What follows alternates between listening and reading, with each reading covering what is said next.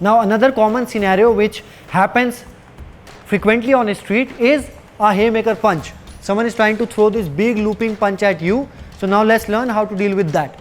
So if Harsh starts throwing a punch at me, first thing I have to keep in mind that I have to have my guard up, which will prevent me from getting that strike. So as you can see here, I am using my forearms to create a shield. Now I can keep my palms in front of my forehead, or I can even wrap my head. So this ensures that any kind of strike he throws at my face is protected because of my shield. So try to throw some strikes, Harsh. 1, 2. Here you can see I am comfortable here because I am protected because of the shield.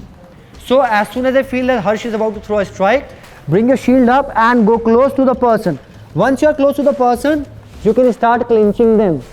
Now I am in clinch position. I can even use my legs to clinch him. So from here, Harsh, strike me. So you can see that there is no space. Even if he wants to throw a strike, there is no space there. And this gives me the opportunity to start going towards his back. Here. So again, in this position, as you can see, I am hiding my head behind his back. Try to throw some elbows. See here, I am all safe here. Now I have the opportunity of taking him down from here or to pin him on the wall to just neutralize the aggressor. So as soon as the punch is loading, he'll create the guard up, shield, closes the distance, boom, and goes for the clinch. Once he's in the clinch, he's trying to maneuver my base, he's trying to control me, to look for an opportunity to go behind me. Once he's behind me, you can see that I'll not be able to hit him. From here, he has the opportunity to pin me on the wall and control the aggressor. Another very common scenario is this one. As you guys can see that this is a very common scenario. We have all been through this one in our school or college, that when some of our friend comes like this from outside, pulls us down and gets us into this headlock kind of position. From here, if the person is very strong, they can squeeze your neck, or sometimes they can start striking you as well. So now we'll be learning how to deal with this, right? So as soon as I feel that the person is trying to wrap my neck, instead of staying here and fighting with my neck like this, go back, Harsh, I start thrusting my hips forward because he wants to bend my body from this, my waistline, like this.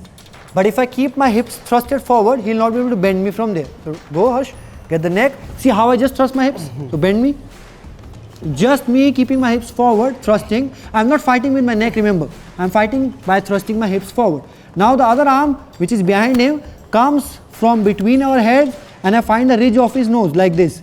From here, I'll pull him back and escape that position.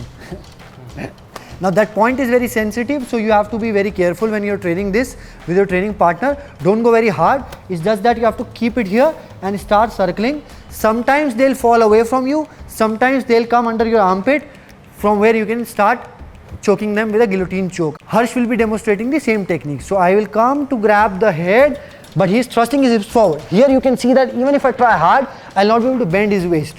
From here, he brings the arm in between his head and my head, find my ridge of the nose, breaks the grip, and lift, Harsh,